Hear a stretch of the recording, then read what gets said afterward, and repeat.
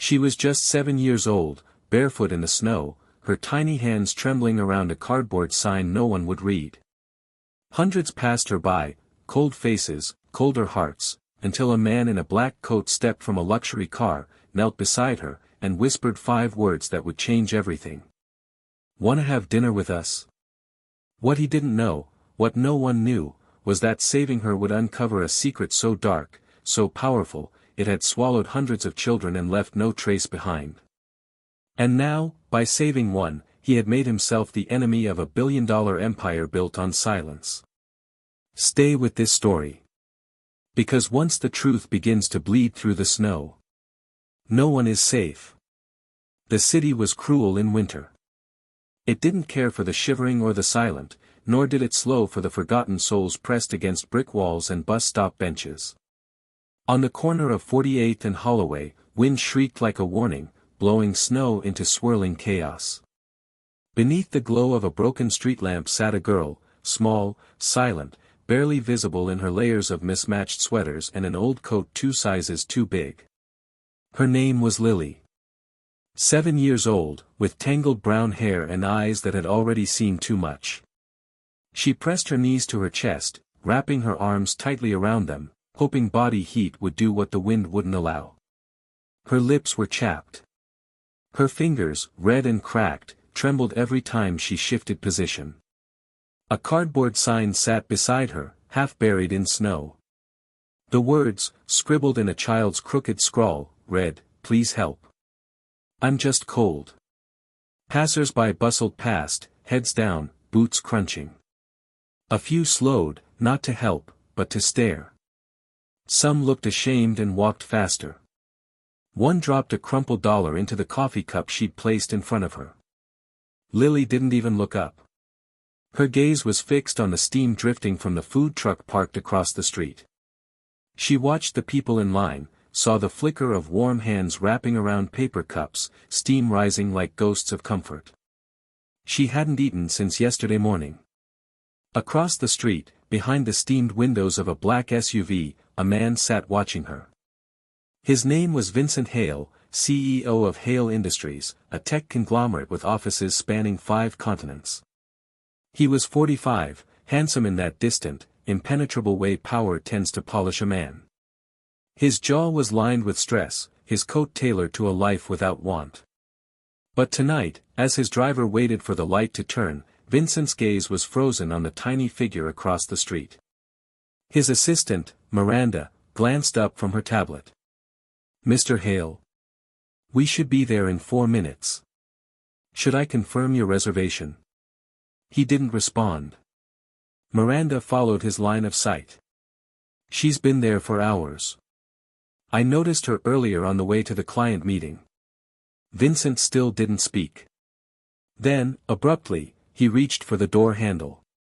"Sir. I'll walk. It's 17 degrees. But he was already stepping out into the snow, slamming the door behind him. Miranda cursed under her breath, scrambled to gather her coat and chase after him, but by the time she rounded the front of the SUV, Vincent had already crossed the street. Lily didn't notice him at first. Her body was numb and her mind dulled by the hunger, the cold, the way time twisted when pain became normal.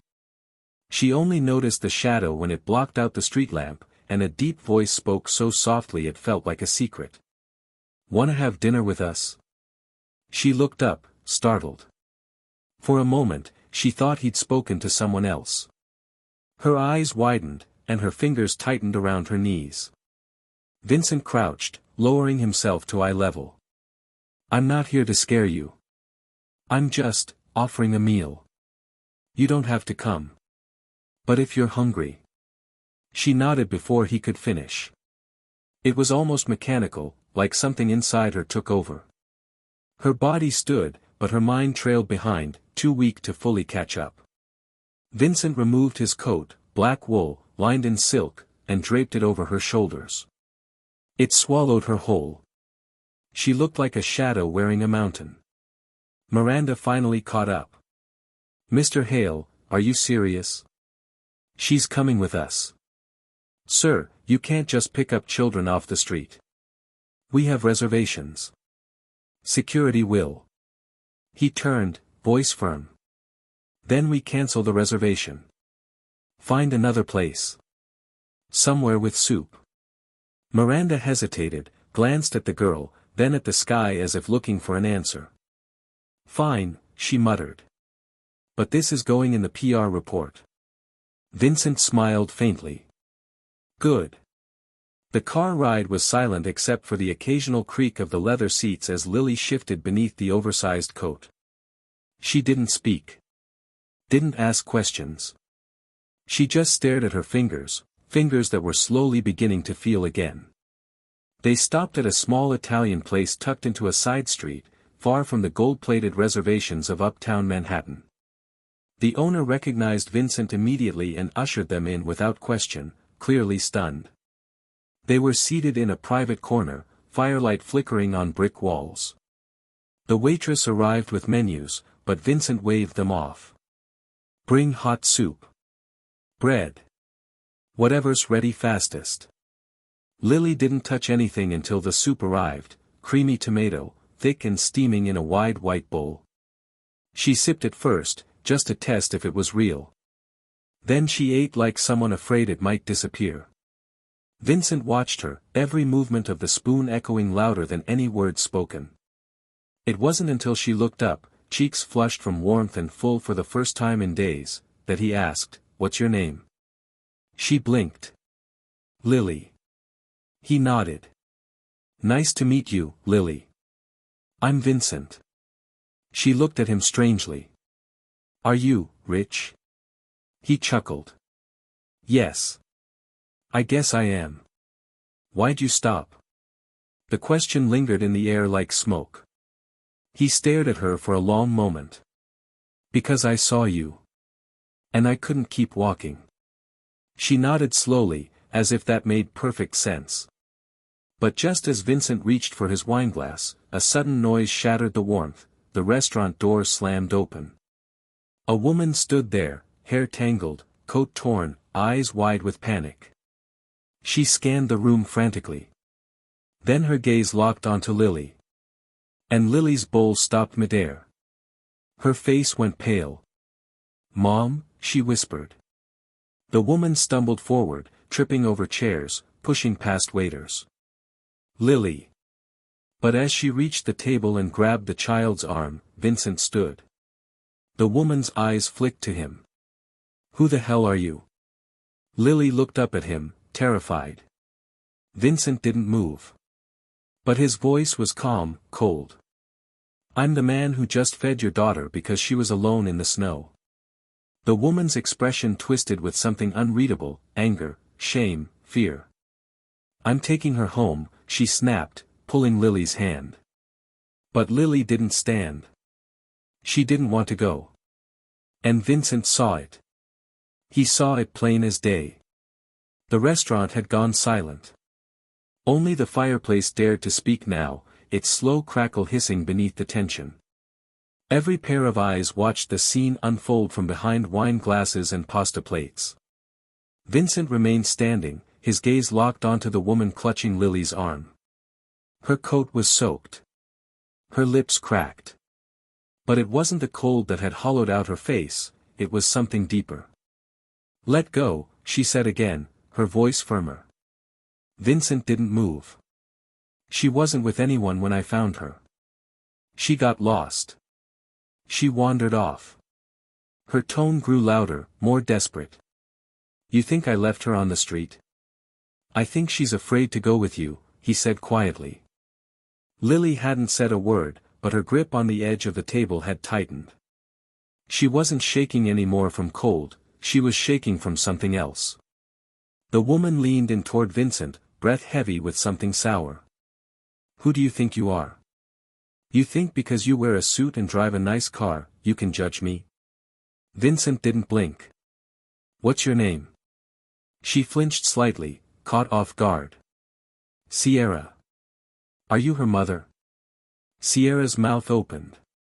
Then closed. Her jaw twitched.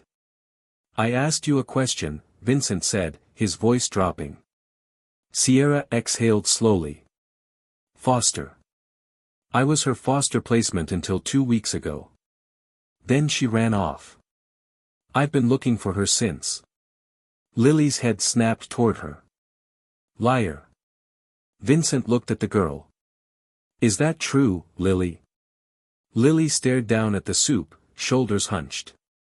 Then, very softly, she told me if I didn't bring money home, I couldn't sleep in the house. I didn't run away. I was thrown out. Sierra's face flushed deep red. She's lying.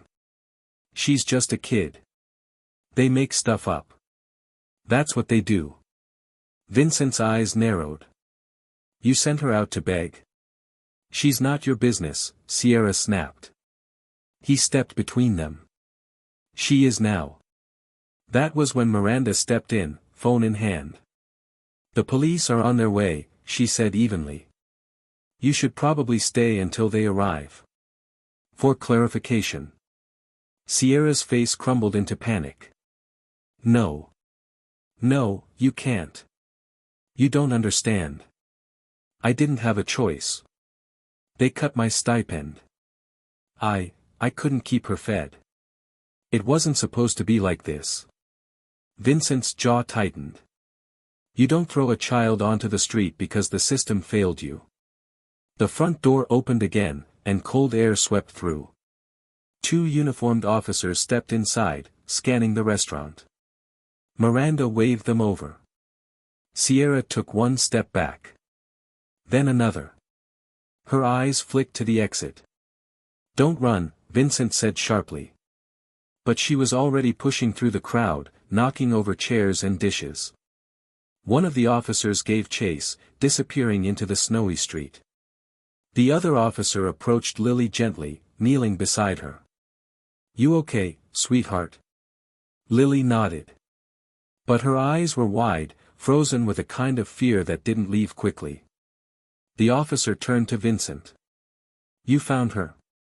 Yes. He gave a short nod. We'll take a statement. You can come down to the precinct tomorrow. Miranda leaned in. We'll have our counsel coordinate. The officer looked at Lily again. You got somewhere safe to sleep tonight? Vincent didn't hesitate. She's coming with me. There was a pause. The officer glanced at Miranda, who gave the faintest nod. He's Vincent Hale, she whispered. She'll be safe. He rose. All right then. Lily clutched Vincent's sleeve tightly as they walked out. She didn't speak again that night. Not during the car ride. Not when they pulled up to the glass tower downtown. Not when the elevator rose to the top floor, where floors gleamed like still water and every room looked too perfect to touch.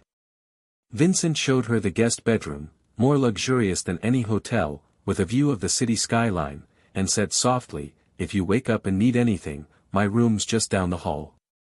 She only nodded, still clutching his coat. Before he turned to leave, he added, you don't ever have to go back to her. It was the first time her eyes met his without fear. That night, Lily didn't dream. Not because her nightmares were gone, but because exhaustion had claimed her too deeply. And when she woke the next morning to sun pouring in through wall-to-wall windows and the distant smell of something cooking, she didn't know yet that her life had already begun to change. In the kitchen, Vincent stood at the stove awkwardly flipping pancakes. He was clearly out of his element, his shirt sleeves rolled up, flour on his wrist. She stood in the doorway, watching. He noticed her. I used to make these for my sister. When we were kids. Lily didn't speak. I don't remember if she liked them. But she always said they were better than school lunches. She walked to the counter slowly and sat. The plate in front of her held 2 golden pancakes, syrup drizzled carefully on top. I don't go to school, she said after a long pause. Vincent looked up. Would you want to? She shrugged. Maybe you could try, he said. Just for a little while. She didn't answer. But she ate both pancakes. Later that day, Vincent sat in his office, trying to focus on contracts and deadlines, but his thoughts kept drifting. Miranda walked in, her face tight with tension. "There's a problem." He looked up. "What now?" "The woman. Sierra. She's not just a failed foster. She's part of something worse." Vincent frowned. "What are you talking about?" Miranda closed the door behind her. "She wasn't just neglectful. We ran her name through a few records. She's connected to a ring that places kids with fake fosters to exploit them for state money, or worse." A silence fell over the room. Vincent stood slowly. "You're saying Lily was trafficked? She's lucky she ended up on a sidewalk and not in a van." Miranda's voice cracked. He walked to the window, staring out over the city. "How deep does it go?" "We don't know yet. But Sierra disappeared before the cops could bring her in. She's gone. And if she knows Lily's with you..." Vincent's voice dropped to a whisper. "Then she'll come back." The penthouse apartment on the 73rd floor was a fortress in glass and concrete. Or so Vincent had believed.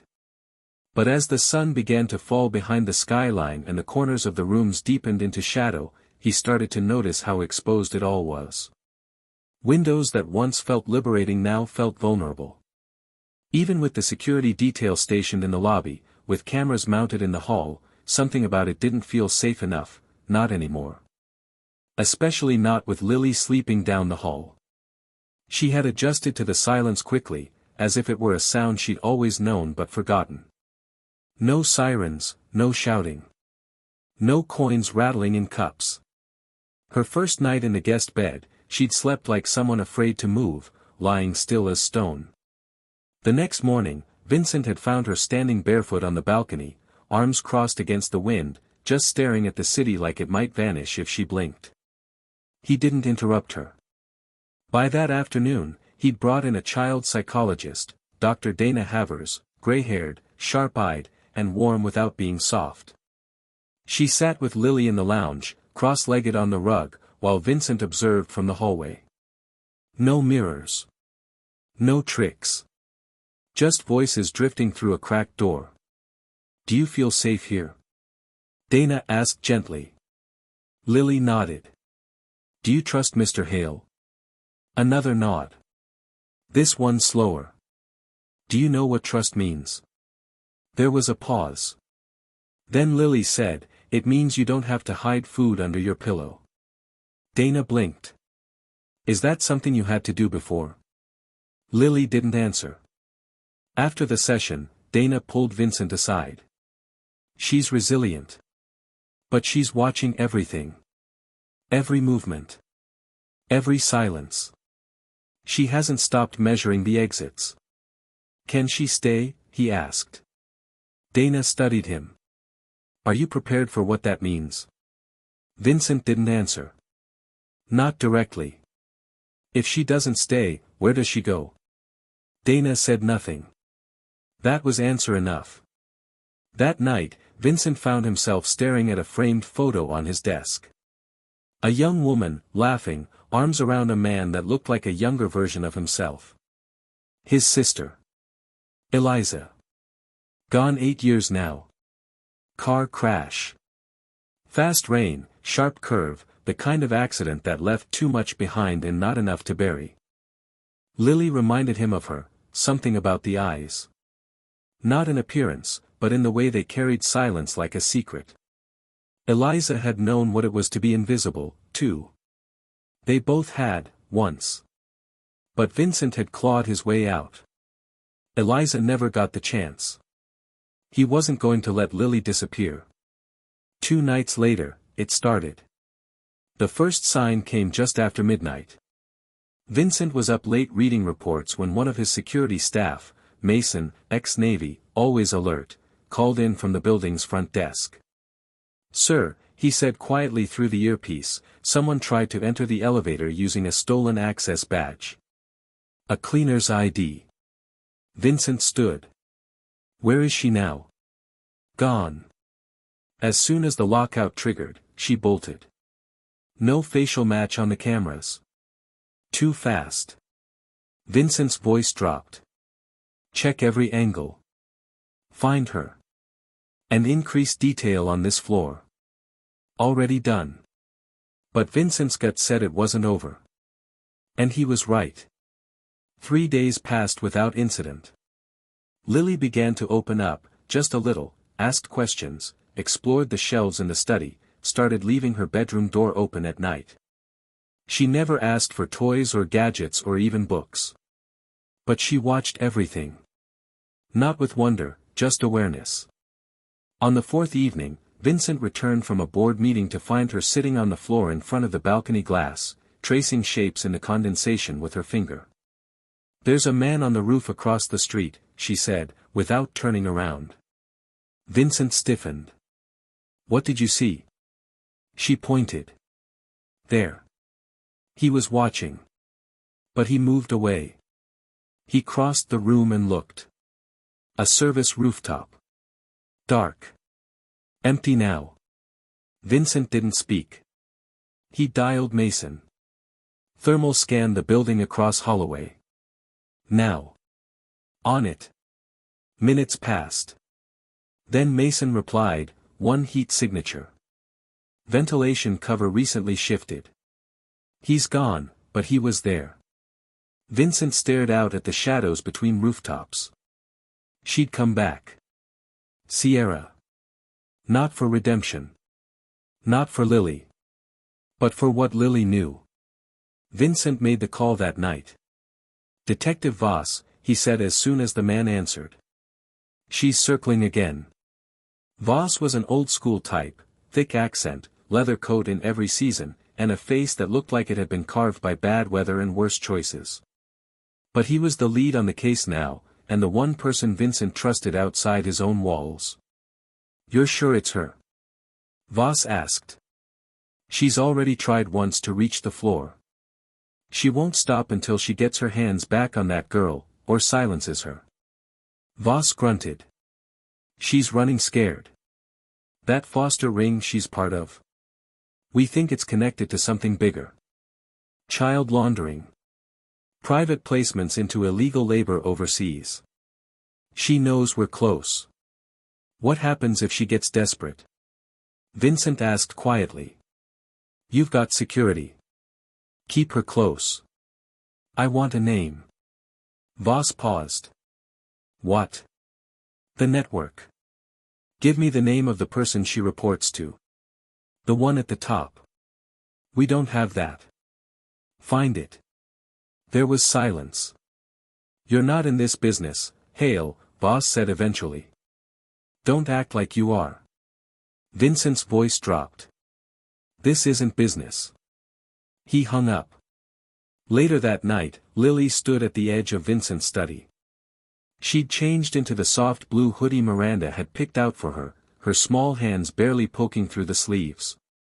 "Did I do something wrong?" she asked quietly. Vincent turned from his desk. "Why would you think that?" "You're angry." "I'm not angry at you." She walked in slowly. "Is that woman still trying to find me?" Vincent hesitated. "Yes." Lily's eyes met his. "She said if I ever told anyone, she'd make me disappear." He crossed the room and knelt beside her. "That won't happen." "How do you know?" "Because I won't let her." Lily looked down. "Sometimes I dream I'm back under the bridge. And no one finds me. Not ever." Vincent didn't say anything for a long time. Then, gently, "You're not under the bridge anymore. You're here. And as long as you're here, you're safe." But as he stood and looked out the window again, a strange flicker of movement caught his eye in the building across the street. Just a shadow. But it wasn't the wind. The next morning dawned heavy and gray. Snow fell like dust, slow and constant, muting the city into a whisper. But even the silence couldn't ease the tension that had settled in Vincent's home. It was the kind of tension that seeped into the walls, into the way the lights hummed, into the half-glances exchanged between staff as they walked the hallways. Vincent stood in the security room, a sleek, windowless chamber buried behind a false panel in his office wall. Every wall was lined with screens. The main feed was paused on a still frame, a grainy figure in a knit hat and parka, backlit against rooftop ductwork across the street. Mason stood beside him, arms folded. It's her. I cross-checked posture, gait, shoulder angle. It's Sierra. And she knows exactly where we are, Vincent muttered. She's not alone, either. We scanned a second figure 2 floors down in that building. Didn't stay long, but that's not coincidence. Watching. Coordinating. Mason nodded. She's not trying to take Lily back. She's trying to find out what Lily knows. Vincent exhaled slowly. Then we need to know too. He turned from the screens. I want every file on Sierra Lang. Foster placements, financials, aliases. If there's a pattern, we follow it until we find the top. I've already flagged a connection, Mason said. One of the shelters Lily was processed through 3 months ago, Harmony Creek. Looks clean on the surface. But 3 children went through there and vanished off the system days later. No exit documentation, no follow-up. Vincent frowned. Who runs it? A woman named Ellen Rhodes. Director for almost 6 years. She used to be a caseworker in Pennsylvania. But get this, her personnel file's been sealed by a private legal firm. Which one? Monroe and Claiborne. Vincent froze. That's Victor Claiborne's firm. The same. Victor Claiborne wasn't just any attorney. He was the personal fixer for some of the wealthiest, most ruthless names in business and politics. Vincent had met him once, at a charity gala, of all places. The man's smile had been like steel wrapped in velvet. He stepped out of the security room and returned to his study, where Lily was seated on the floor, piecing together a small jigsaw puzzle. It had been Miranda's idea, to give her something tactile, something slow and safe. She worked quietly, lips pursed, brow furrowed. Vincent watched her for a moment, the way her fingers moved with precision, like she'd done this before. Like focus was a kind of shelter. You're good at that, he said. She looked up. It's easy. The colors tell you where to go. He sat beside her. Was Sierra the only one who made you beg? Lily shook her head. There were others. She didn't say more. But she didn't have to. Vincent leaned forward. Do you remember anyone who came to the house? Any names? She paused. There was a woman with red hair. She wore glasses and had a badge that said Rhodes. He felt his stomach tighten. She told Sierra I was too quiet, Lily continued. She said that made me easy to place. Then she gave Sierra a white envelope. Vincent's voice was low. What else did she say? She said, don't let her out again. Next time's the last one. He didn't move. Didn't speak. Just stared at the incomplete puzzle between them. Then, rising slowly, he said, would you come with me somewhere tomorrow? Somewhere safe.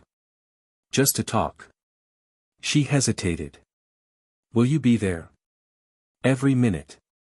She nodded. The next day, Vincent stood outside the entrance to Harmony Creek Shelter, flanked by Mason and 2 plainclothes investigators.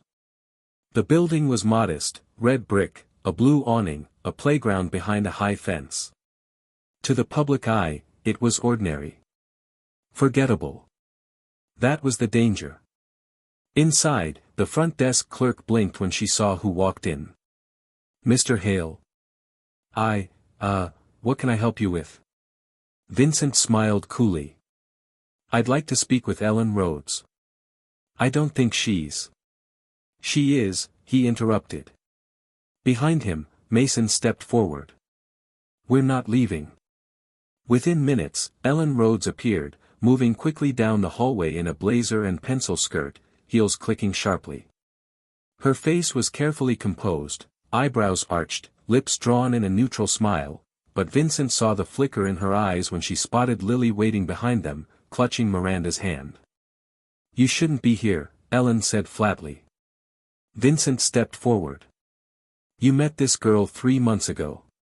Do you recognize her? Ellen's eyes didn't move. I meet a lot of children. Do you remember giving an envelope to Sierra Lang? I don't know anyone by that name. Vincent's voice turned cold.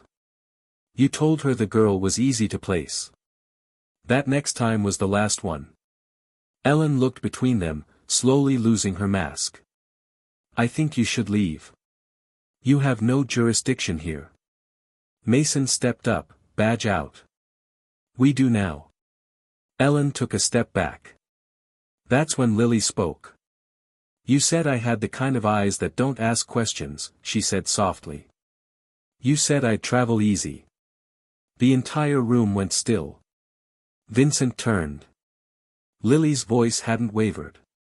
Her fingers were white around Miranda's hand, but her eyes were clear, steady, locked on the woman who had tried to erase her. Ellen turned and bolted. 2 officers waiting in the hallway intercepted her before she made it to the rear exit. As she was cuffed, she snarled over her shoulder, You think this ends with me? You have no idea what you're stepping into. Vincent didn't respond. He knelt beside Lily instead. You okay? He asked quietly. She nodded. She doesn't get to disappear me. No, he said. She doesn't. That evening, Vincent sat in his office again, watching the lights of the city blink to life below. A file sat open on his desk, names, photos, wire transfers, sealed records. The network was bigger than anyone had feared. Rhodes was a coordinator, but there were others. One name kept surfacing. A shadow figure. Only referenced in code. DG. No full name. No address. Just initials. But enough whispers to suggest he wasn't just the top, he was the one orchestrating every placement, every vanishing file, every dollar passed under the table. Vincent stared at the page. Then his phone vibrated. A message from Miranda. Sierra was spotted outside the riverfront terminal, heading west. She's trying to run. Vincent dialed Voss immediately. She's on the move. We've got her under surveillance, Voss replied. But she's scared. She might talk. She won't if DG gets to her first. Voss was quiet for a moment. Then he said, You think he's real? I think we're already on his radar. Vincent ended the call. And from the other room, he heard a soft sound, Lily laughing, for the first time. It broke his heart and healed it all at once. But even as the sound lingered, he couldn't shake the feeling that DG was already closer than any of them knew. Watching. Waiting. It began with a note. No envelope, no signature. Just a slip of thick ivory paper, folded cleanly, left on the windshield of Vincent's private car parked in the underground garage. No cameras had caught who placed it. Somehow, all footage between 3:17 and 3:19 a.m. had glitched, scrambled into black static. Vincent found the note at 6:45 that morning, just as he was heading to a board meeting. 3 words were written in precise, slanted ink. You're not ready. There was no threat. But the warning was clear. He slipped the paper into his coat pocket and canceled the meeting. By 8 a.m., he was sitting across from Miranda in his office, blinds drawn tight, the city sealed out behind glass. They know where you live, she said after reading the note. Vincent nodded. They've breached your staff's movements. Mason's detail is airtight, and yet they got into our garage. They want me to know they can touch me, Vincent said. Miranda leaned forward. So what do we do? He didn't answer right away. His eyes were distant. Calculating. Has Sierra been found? Miranda shook her head. No. Voss says her burner phone last pinged somewhere near Union Canal. They found a trail of blood, but no body. She's either dead, or hiding. Vincent stood and walked to the window. She tried to escape her own people. That means she crossed someone above Rhodes. Someone closer to DG. Miranda rose too. What do you want to do? Find out who DG is. Because until we do, Lily's not safe.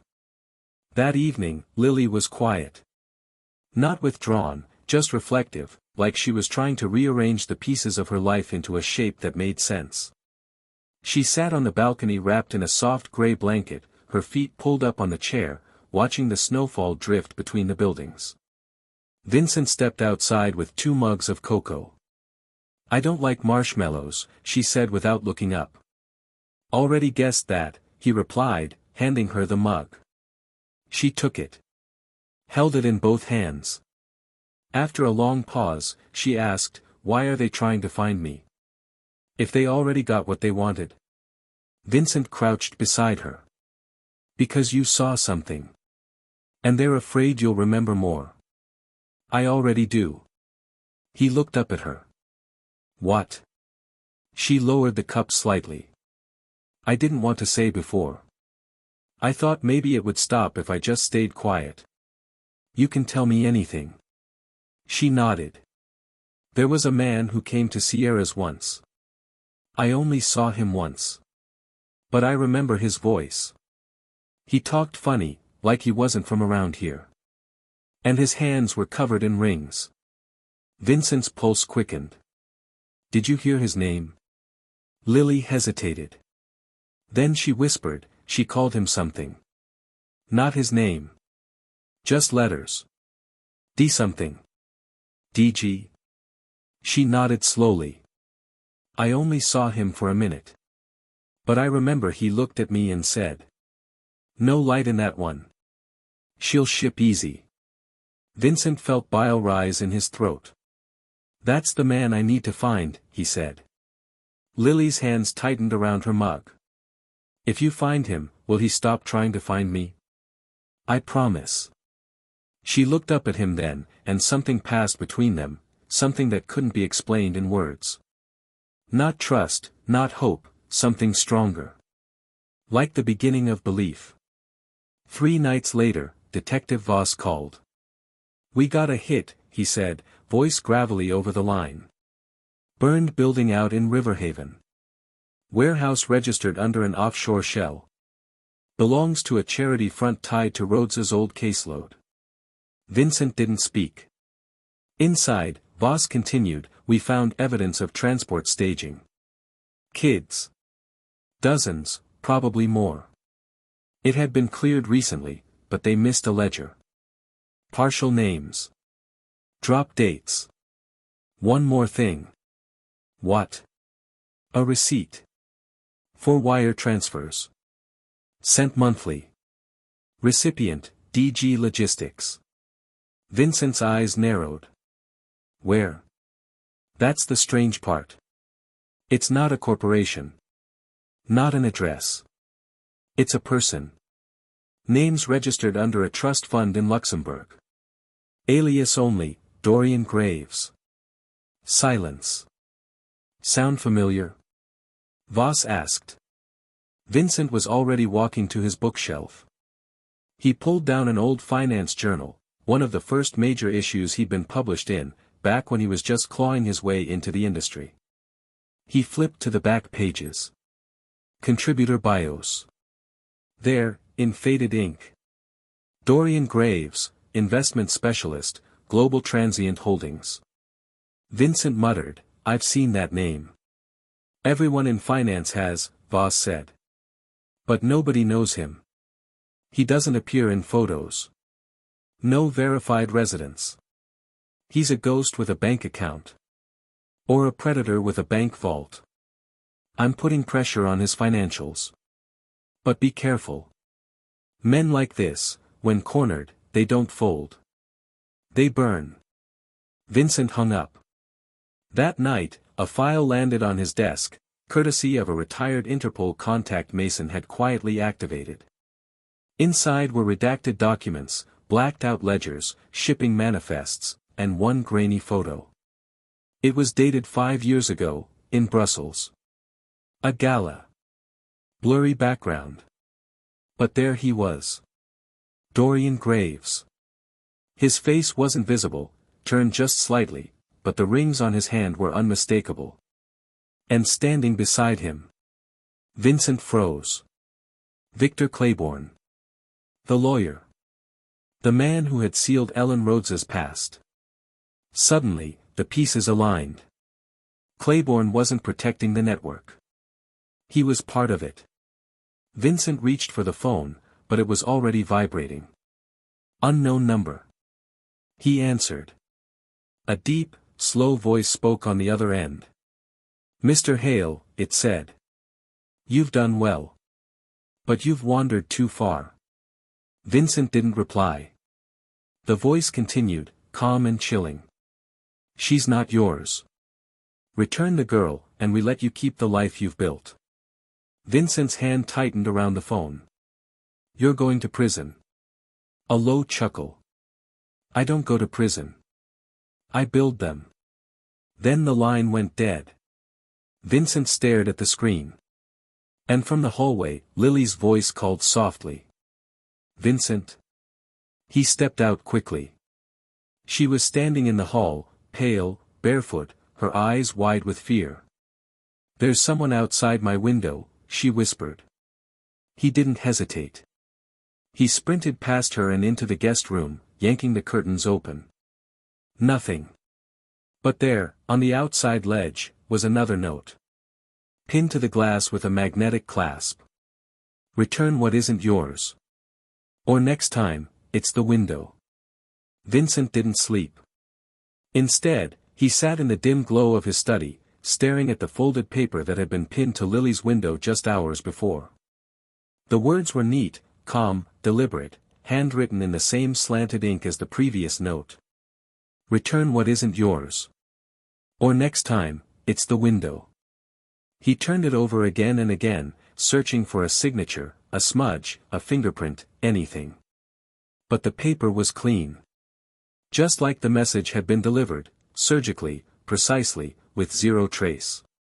Lily had finally fallen asleep hours ago, after Vincent insisted she stay in his room. She curled up under the edge of the comforter and said nothing. No questions. No protest. Just silent obedience born from years of learning what happened when you didn't listen fast enough. But Vincent had made a decision. This was no longer about protecting her. This was war. The next morning, Vincent walked into the Hale Industries executive boardroom dressed in tailored black, a far cry from his usual steel gray suits. His senior advisors quieted the moment he entered. Something in his eyes silenced any small talk. He placed a single folder on the glass table. Effective immediately, I'm moving Hale's private cybersecurity division into priority red mode. One of the board members blinked. That's for international breaches and wartime theft. This is war, Vincent cut in. And we've already been breached.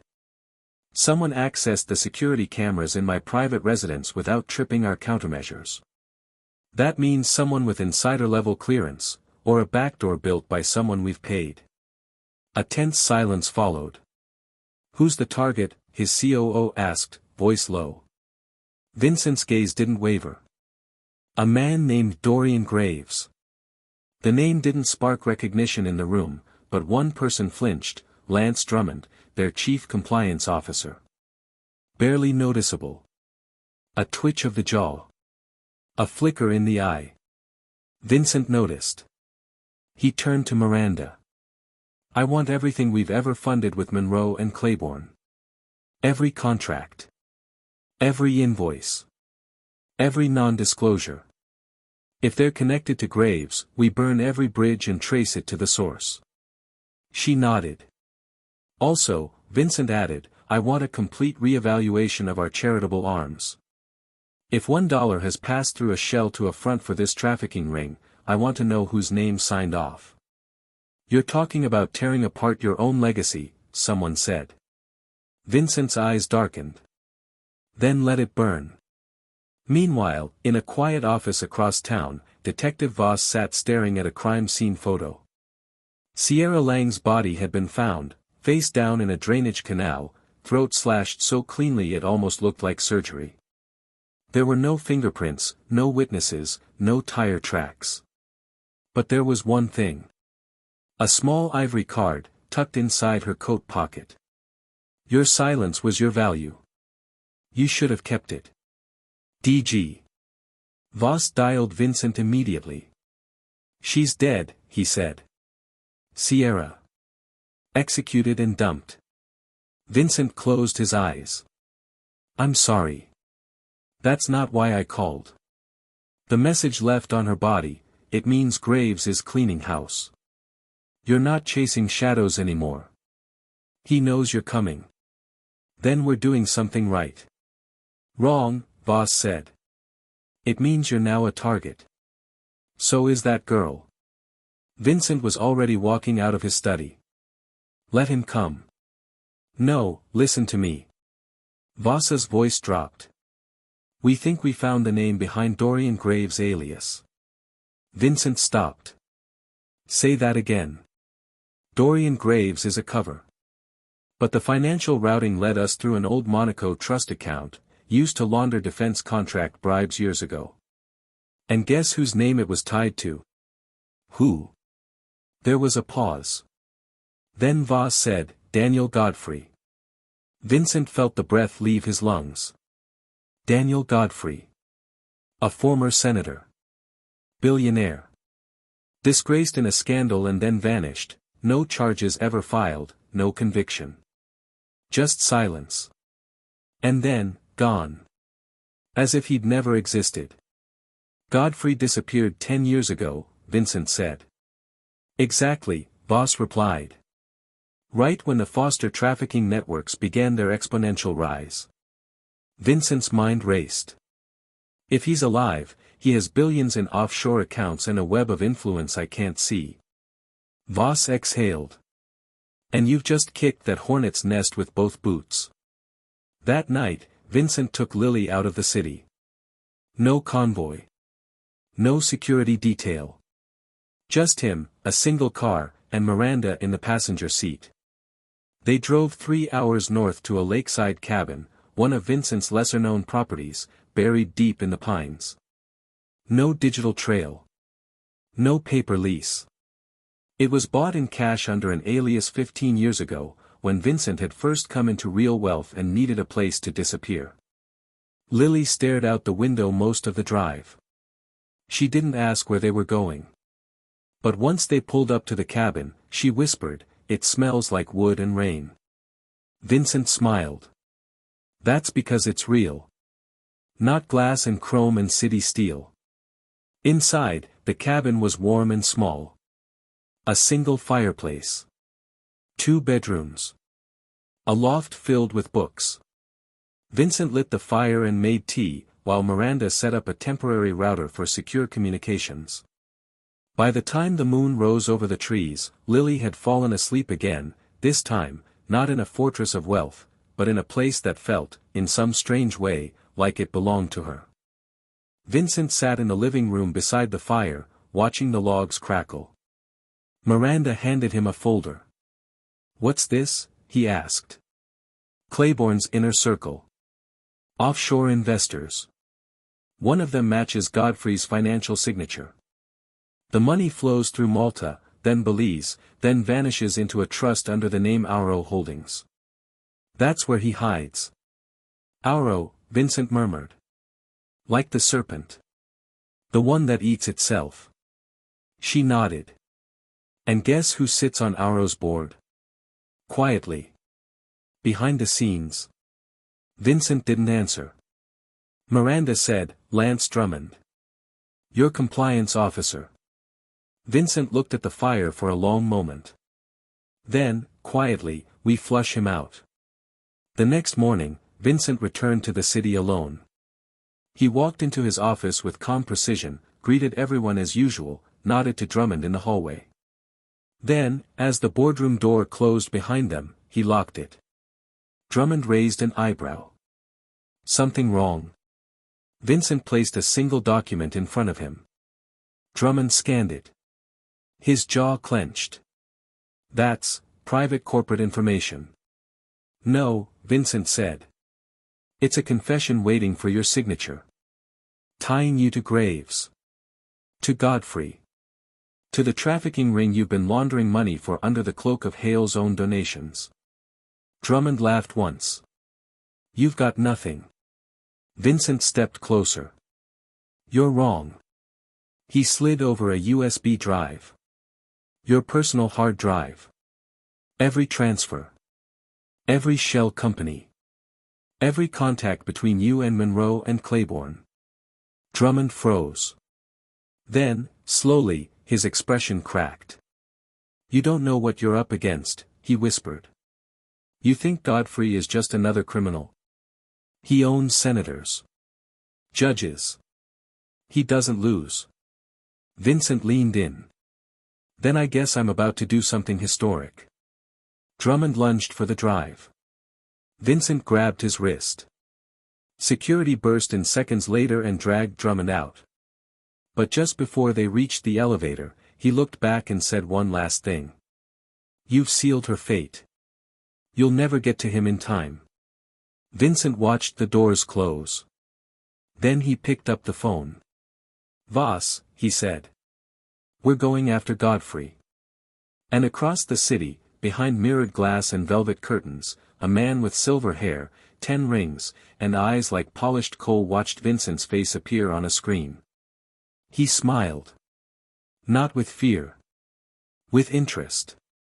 Daniel Godfrey sat in a leather chair stitched from crocodile skin, his fingers steepled beneath his chin. The room around him was silent, layered in oak and burgundy and money older than any ledger could record. Soft jazz curled from a vintage record player in the corner. A fire burned without warmth in the hearth. Before him, a wall of monitors played muted footage. One showed Vincent Hale walking through the executive lobby of his own company, another displayed the girl, Lily, standing in a forest cabin window, watching the trees sway.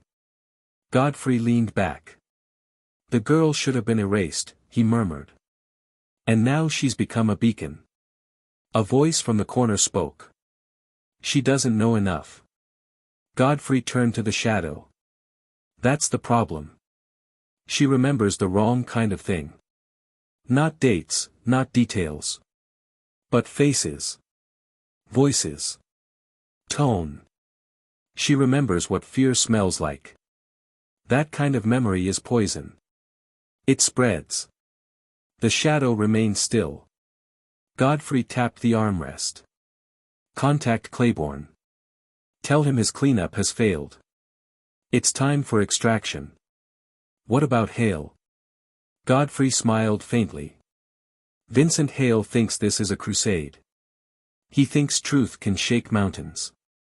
But truth without reach is just a whisper. And I've built my empire in a world that eats whispers for breakfast. He leaned forward, eyes glinting in the firelight. Still, let's give him a chance. Vincent returned to the lakeside cabin the next evening with the weight of a man carrying both a secret and a sword. His eyes were ringed with sleeplessness, but his movements were sharp. Miranda greeted him at the porch with a nod. Security perimeters clean, she said. No pings, no anomalies.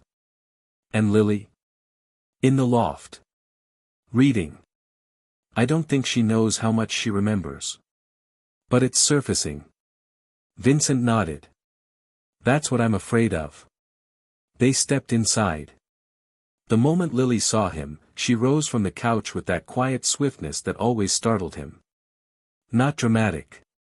Not childish. Just fast, like she was still afraid if she didn't move when summoned, she'd be punished. You came back, she said. Of course I did. She studied his face. You look different. Vincent crouched. Do I? Your eyes. They're darker. He smiled faintly. That's just tiredness. No, she said softly. It's something else. He didn't deny it. She reached into her pocket and pulled out something small, a button, old and gold, with a lion etched into it. I found this in one of the upstairs drawers. That used to be my sister's. She had a lion. She was the lion, he said quietly. Lily smiled. I think you are too. Later that night, as Miranda ran encrypted communications from the cabin's office, Vincent stepped onto the back porch alone. The lake beyond the trees shimmered in moonlight. Mist curled above the surface like something alive. He lit a cigarette he hadn't touched in years. And waited. 5 minutes passed. Then 10. Then a man stepped out from the trees. Gray suit. No coat. No sound. Vincent didn't flinch. You're a long way from your cave, Mr. Godfrey. Daniel Godfrey smiled. And you're further from your kingdom than you realize. The two men stared at each other. Godfrey approached with slow, deliberate steps, as if walking across a chessboard. She's not yours, he said calmly. Vincent took a drag. You're right. She's not a possession. Godfrey's smile widened. How poetic. How corporate. Tell me something, Vincent, do you really believe you're the first man with a conscience to find one of my pieces? Vincent's eyes didn't leave his. No. I think I'm just the last one you'll ever underestimate. Godfrey stopped 2 feet away. She won't survive this. You understand that, don't you? You've placed her in the middle of something that devours innocence. There are more of us. More networks. More cities. More doors. You've cracked one, and you think the light's pouring in. Vincent dropped the cigarette, crushed it beneath his heel.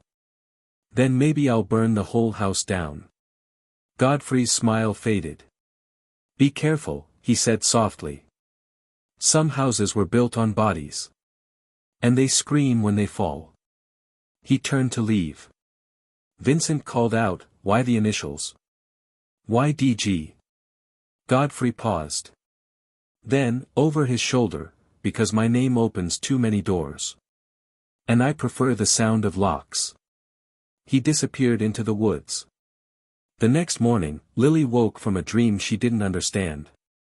In it, she was standing in a room with no windows, just mirrors. All around her, versions of herself stared back, some crying, some screaming, one bleeding from the mouth, one smiling with no teeth at all. She couldn't move. Couldn't speak. Until someone in the mirror whispered. He's coming. When she sat up in bed, the cabin was quiet. Too quiet. She walked out into the hallway. Vincent, she called. No answer. She moved toward the kitchen. Still nothing. Then she saw the front door. Open. A single set of footprints in the snow led away. She grabbed the coat Miranda had given her and followed. She walked 20 steps before she saw it. Vincent, on his knees in the clearing, arms behind his head. 3 men in black tactical gear surrounded him. One of them turned. Saw her. She froze. The man raised a hand to his earpiece. Then, slowly, he lowered his weapon. She's here. Lily backed away. But it was too late. From the trees, a 4th man stepped forward. Not masked. Not armed. Just smiling. It was Victor Claiborne. Hello, Lily, he said. You've made quite the mess. Vincent struggled. Run. Claiborne raised a hand and the others stepped forward. But Lily didn't run. She said, he told me about you. That you lock away the truth. Claiborne nodded. And what did he tell you about men like me? Lily lifted her chin. That they burn when the match is lit. Then she screamed. Not in fear. But in fury. From the cabin, an emergency signal triggered, a fail-safe Miranda had hardwired into the system. 30 seconds later, a drone passed overhead. Then another. Vincent smiled. Claiborne's face twisted. And in the distance, sirens screamed through the trees. The first drone descended with a sharp mechanical hum, cutting through the treetops like a blade. Its camera eye glowed red, tracking the scene below, the clearing, the men in black gear, Vincent on his knees, Lily standing frozen in snow. The second drone followed fast, then a third, forming a slow circle overhead.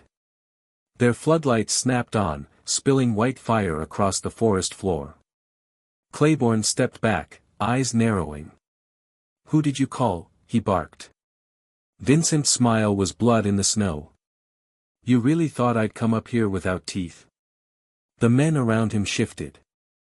One raised his weapon toward the sky, but before he could fire, a sharp voice rang from the tree line. "Drop your weapons." 15 figures emerged from the woods, camouflaged tactical agents in full gear, rifles up, faces masked. Federal insignias glinted on their shoulders. Claiborne's men hesitated. Lily stood still in the middle of it all. The floodlights washed her pale skin in cold light, her breath rising in short, visible clouds. One agent moved to Vincent, pulling him to his feet. "You all right, sir?" Vincent nodded once. "Get the girl out first." Claiborne turned to run. But the woods betrayed him. Voss stepped from behind a pine, gun raised, flanked by 2 agents. "Move again, and I drop you," he said coldly. Claiborne's smile returned, but it was brittle. "You're too late." Voss cocked his head. "Then why are you shaking?" The agents swarmed. In seconds, Claiborne and his operatives were disarmed and cuffed, pressed to the ground. Claiborne didn't struggle. Instead, he locked eyes with Vincent across the clearing. "You're not a savior," he hissed. "You're a fool with too much money." Vincent stepped forward. "Maybe. But now you'll need all of yours just to keep your lungs full." The wind howled through the trees like an omen. Then silence returned, long and sharp. They took Lily and Vincent back to the city that night, flown in an unmarked chopper, escorted by agents. Voss rode with them, quiet, his eyes scanning every shadow out the window. When they touched down, Vincent didn't go home. He went to the federal office tower on Mercer Street, straight to the war room now built around the Dorian Graves investigation. On the wall were photos, documents, maps, faces of missing children, shell corporations, caseworker IDs, and now, finally, Victor Claiborne at the center. Voss laid out the newest intel on the table. Claiborne was one of the network's key legal architects. He arranged the sealed Foster records. Laundered the money through foreign real estate. "We've got at least 6 judges implicated.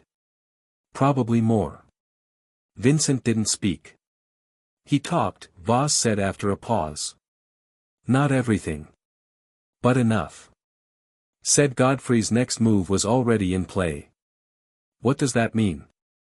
Miranda asked. Voss looked at them grimly. "He's going to disappear again. Burn the remaining tracks. And erase the one piece of evidence that can still destroy him." Vincent turned slowly. "Lily." Voss nodded. "She's not safe. Not even now." Back at the penthouse, Vincent walked into the living room where Lily sat curled up in the big chair near the fireplace, a book open on her lap. The pages had barely been turned. She looked up when he entered. "Is he gone?" Vincent knelt beside her. "He's locked up. The others too. But it's not over yet." She nodded slowly. Then, in a soft voice, "They won't stop. Not until I'm gone." Vincent reached out and took her hand. "They don't get to write your ending. Not anymore." She looked at the flames for a long time. "I remember more now." "What do you remember?" "The house they took us to. Not Sierra's, the one after that. There were other kids. They had numbers instead of names. They made us sleep in rows." "Where was it?" She shook her head. "I don't know. But I remember the smell. Like chemicals and metal. And there were 2 songs that played on a loop, one was a lullaby, and the other was a man talking. He said, 'We are the gatekeepers. You are the gift. Vincent's blood turned cold. He rose and walked to Miranda, who had just entered the room. Pull everything we have on Auro Holdings real estate transfers. Any warehouses or closed institutions they've purchased in the last 5 years. Look for soundproofing orders. And facilities with high electric draw. On it. And Miranda, check audio licenses. Search for any recordings registered under obscure ownership, spoken word files, looped compositions, even children's songs. Look for that phrase, "We are the gatekeepers." She stopped. You think they built indoctrination centers? I think they built farms, he said darkly. And we just saved one child who escaped. By midnight, Miranda had a location. An abandoned pharmaceutical campus 60 miles north, sold quietly to a private shell company 6 months ago, then transferred to Auro Holdings. It matched every parameter. And the audio? One hit. A licensed security track embedded in a sleep training program, coded under a fictional label in Belgium. Title, The Gatekeeper's Hymn. Voice artist, unlisted. But the acoustic fingerprint matched Daniel Godfrey's archived speeches with 97% certainty. We found him, Miranda whispered. Vincent stared at the screen. No, he said. We haven't caught him yet. By morning, the team was assembled. Voss, federal agents, tactical units. Vincent insisted on going with them. If he escapes again, he said, this doesn't stop. Voss didn't argue. They moved in before dawn. The facility rose out of the fog like a mausoleum, gray walls, tall fences, no signage. A place designed to be forgotten. They breached it in silence. What they found inside broke even the seasoned agents. There were beds. Rows of them. Empty now, but the sheets were still warm. There were restraints on the walls. Lockers with child-sized uniforms. A speaker system crackled faintly with the tail end of a recording, a man's voice, low and rhythmic. You are the gift. Obey the gatekeeper. Then static. In one room, a journal was found. Handwritten. Godfrey's handwriting. Inside were notations, profiles, lists of placements, countries, ages, conditioning cycles. And in the back. A photo. Of Lily. Paper-clipped. Beneath it, one phrase. Too aware. Terminate if unsold by January. Vincent stared at it. Miranda stepped beside him. But before either could speak, Voss entered. He's gone, he said. No sign of him. Again. Vincent's jaw clenched. This time, he said, I go after him myself. Voss hesitated. We've issued a manhunt. He won't get far. He always gets far, Vincent snapped. Unless someone takes the leash off and drags him into the light. Then his phone buzzed. One new message. No number. Just a voice recording. He played it. Godfrey's voice spilled through the speaker. You found the garden, Mr. Hale. But the serpent is still hungry. The voice message ended, but its echo lingered in Vincent's mind long after the last syllable faded. You found the garden, Mr. Hale. But the serpent is still hungry. He stood in the center of the ruined pharmaceutical facility, surrounded by empty cots and silent walls. The children were gone, extracted before the raid, likely in the hours between Lily's scream and the drone strike at the cabin. Godfrey had anticipated the breach. He'd always been one step ahead. But this message? It wasn't a taunt. It was an invitation. By mid-morning, Vincent and Miranda sat in the federal task room downtown, poring over every recovered file. Voss leaned over the table, pointing to a map scattered with red markers. We think he has fallback sites across 3 continents, Voss said. Romania, Argentina, and Northern Africa. All through shell purchases, warehouses, old research stations. But we still don't know where he is now. He's not running, Vincent said quietly. He's hunting. Voss gave him a long look. Then we need to set the bait. Vincent nodded. He's not after his empire anymore. He's after the only threat he didn't account for. Voss said it aloud, Lily. Miranda slammed a file shut. We're not putting her in danger again. Vincent looked at her. She already is. Every second. Hiding her won't stop him. She's the key witness. The only one alive who can identify him on sight, tie him to the foster chain, the transport networks, the indoctrination program. If we don't act soon, he'll silence her. Permanently. Miranda's voice cracked. She's just a child. I know, Vincent said. Which is why I'll be the one he finds first. That night, Vincent recorded a video. It was simple. Direct. He sat in front of a darkened city skyline, no title, no context. Just his face and his voice. He spoke of names. Of children. Of the invisible machine that had swallowed them. He described Dorian Graves, the Auro shell companies, the laundering through legal firms, the obedience farms. He named Godfrey directly. He ended with a sentence. We are not afraid of your shadow anymore. Then he sent it to every media outlet, law enforcement agency, and international watchdog on his list. And he waited. The backlash came like thunder. Half of the public refused to believe it. Others rioted for answers. The FBI called a closed-door emergency summit. Former judges were arrested within hours. But more importantly, something shifted. Anonymous tips flooded in.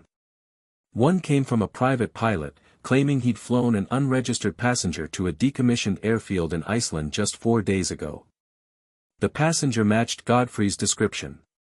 Paid in diamonds.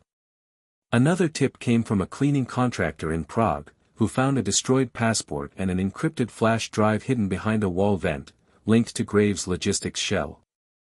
And then, finally, a whisper through the intelligence grapevine, a hotel reservation under the name Sebastian Dean, flagged for irregular payment patterns and heavy encryption. The room was already cleared by the time the team arrived, but the scent of sandalwood cologne still hung in the air. Godfrey was circling. And Vincent was ready. Back in the penthouse, Lily sat with Miranda by the window. Snow was falling again, soft, slow, indifferent to the chaos below. Why do they keep chasing me? She asked. Miranda looked at her. Because you're the one thing they can't control. Lily didn't reply right away. She pulled something from her sleeve, a single puzzle piece. Vincent had brought her the puzzle weeks ago, and she'd slowly put it together each night. I thought it was finished, she said. But I found this behind the couch. Miranda smiled softly. You kept it? Lily nodded. It didn't feel right to finish it. Not yet. What's the piece show? Lily turned it over. A corner. Sky blue, with the tip of a single white wing. A bird, she said. That night, Vincent received a private message on a secure device, one he hadn't used in years. Coordinates. Time, 4 a.m. Come alone. Or the girl dies. Attached was a live feed.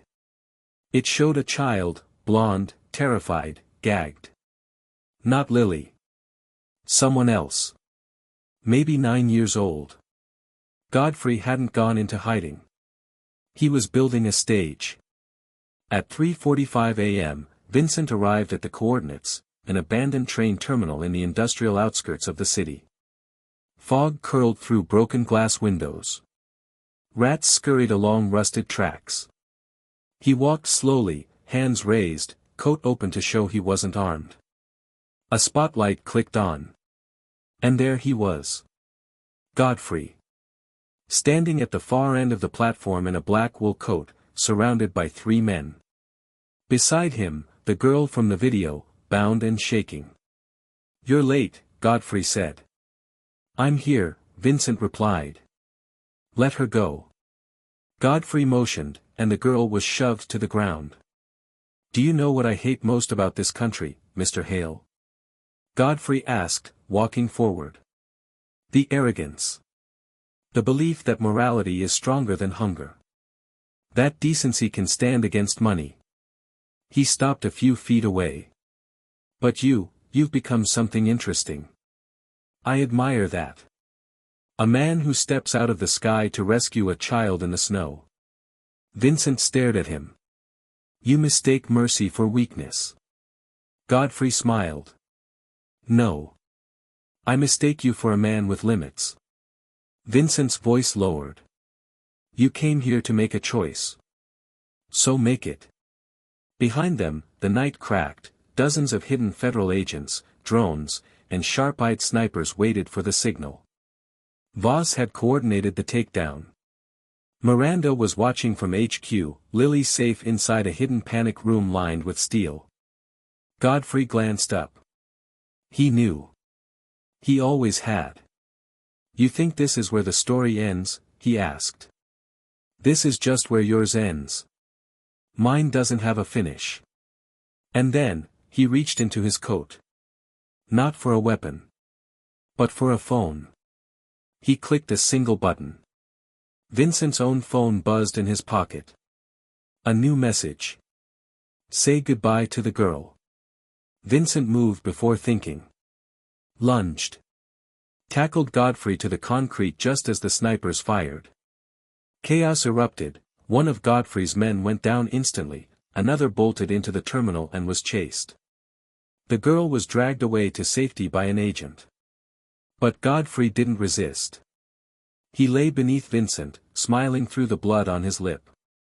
You stopped this attempt, he hissed. But the fuse is lit. Vincent held him down. What did you do? Godfrey only laughed. And at that exact moment, 3 states away, at a foster home outside Kansas City, 3 agents kicked in a locked bedroom door to find it empty. The girl they were meant to protect was gone. Another Lily. Another voice. Vanished.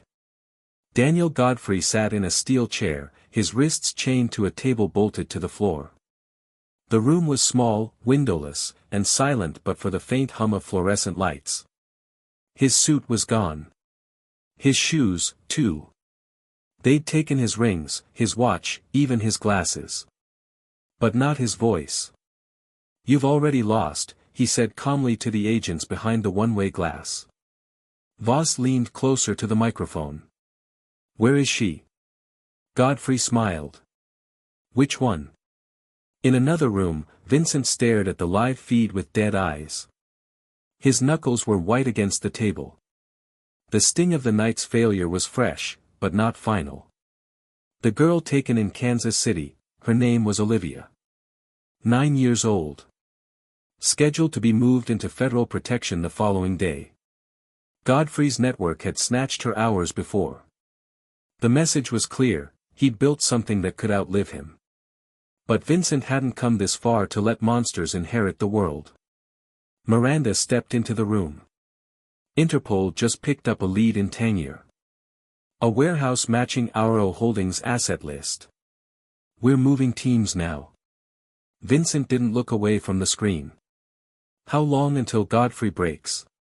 He won't. Not through fear. He will, Vincent said, when he realizes he's no longer the one holding the match. 3 days later, Lily returned to school.